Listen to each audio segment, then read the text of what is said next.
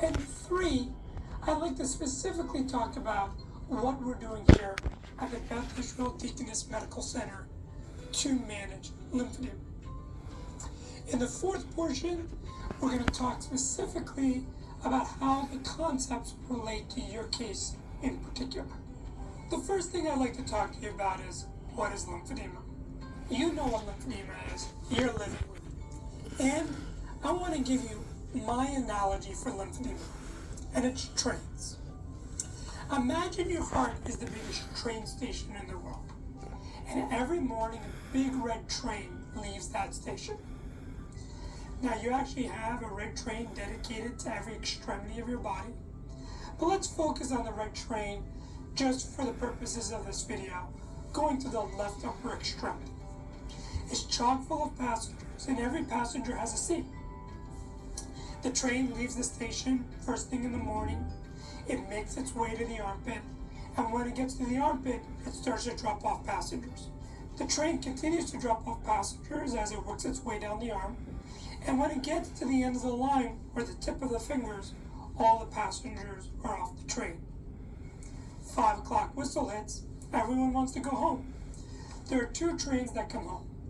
There's a blue train and a yellow train. The key concept to understand is that both trains, blue and yellow, have to be working, and they have to be on time for there to be enough seats for all those morning passengers to get home. 5 o'clock whistle hits, blue and yellow trains start at the end of the line. They work their way back. They're on time. They're working great. You never even knew you had trains in your body. Problems start to develop if one or both of those trains are not working well. Then passengers start to get left behind, and they can actually be left behind for a period of time and you wouldn't even know it. Eventually they get angry, they're not getting home, and they riot.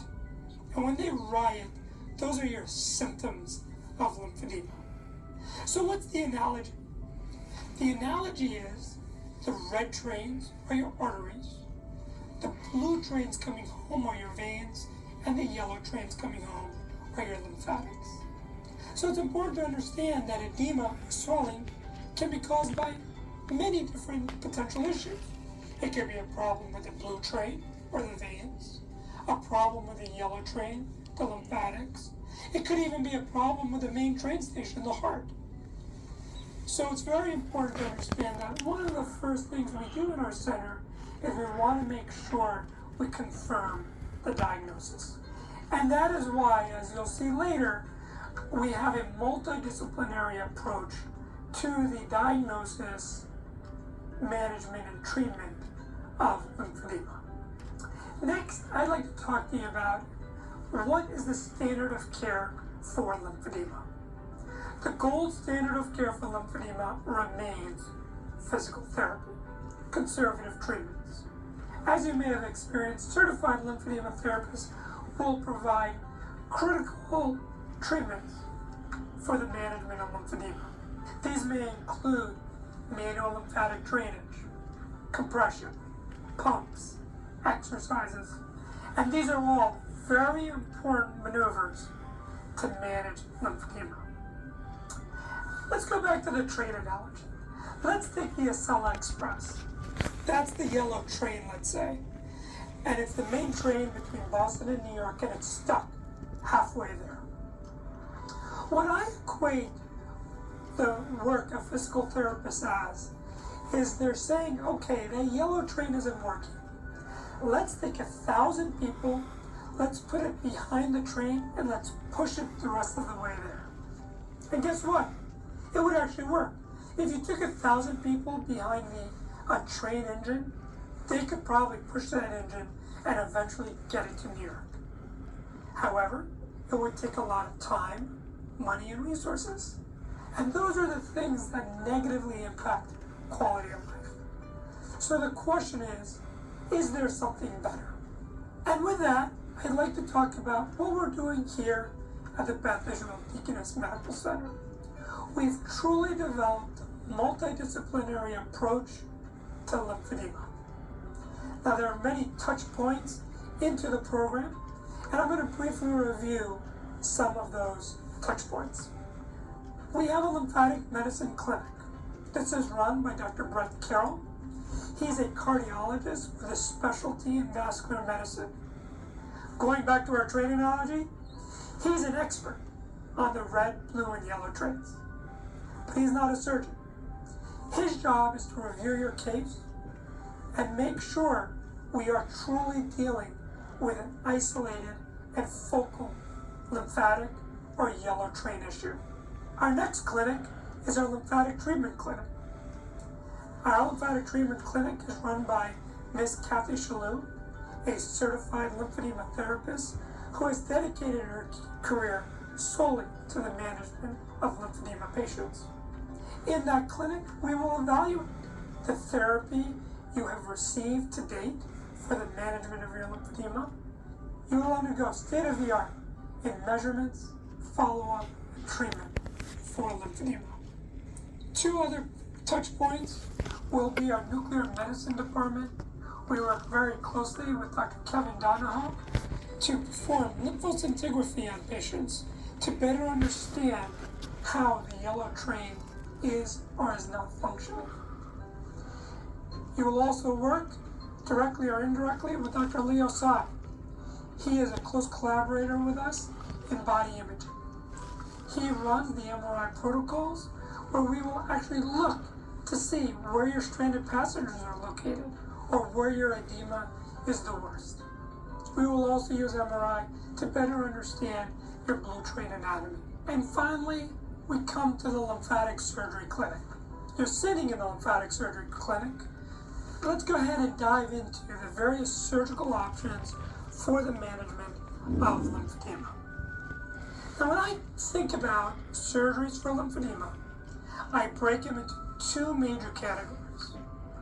One is called excisional surgeries, sometimes termed debulking surgeries. And the other school of reconstruction are physiologic surgeries. Just give me a minute here, and I think you'll understand the big picture concepts. Excisional surgeries, excise, remove, are surgeries where we go in and we remove the stranded passengers. In most cases, we're talking about liposuction. That procedure is really good at reducing the size of an extremity. However, the big downside is to maintain that size reduction over time, you must wear a compression sleeve or stocking 24 hours a day, 7 days a week for the rest of your life. The other school of reconstruction, physiologic surgeries, physiology, the normal workings. Going back to our train analogy, let's take that yellow train, the Acela, stuck between Boston and New York. Instead of pushing it the rest of the way there, let's get an engineer on board. Maybe the train needs more gas. Maybe it needs a new engine. Maybe it needs some oil. Maybe we can't get it to go 100 miles an hour again, but we can get it to go 50 miles an hour. That's the goal with physiologic procedures. These procedures are very good at improving symptoms, quality of life, reducing the amount of compression needed. The big downside to this school of reconstruction is even though we might note some reduction in the size of your extremity using our state-of-the-art equipment, you'll probably look down at your arms or your legs and say, well, I don't see the difference. Let's dive into physiologic procedures just a little more. There are two main kinds of physiologic procedures. Let's go back to our train analogy. Let's say there's a yellow train and there's a blue train, and they're both trying to get home. But let's say the yellow train gets cut off. What if we could go in and reroute the yellow train on the blue train tracks? We trick the yellow train home, by going home on the blue train track system. That's called a lymphovenous bypass. The other kind of physiologic procedure is where we actually build you a brand new yellow train and brand new yellow train tracks. And that's called a lymph node transplant. In that surgery, we actually go find healthy lymph nodes elsewhere in your body and transplant them into your affected extremity. Okay, so those are all the concepts. I really look forward to meeting you and discussing your specific case shortly.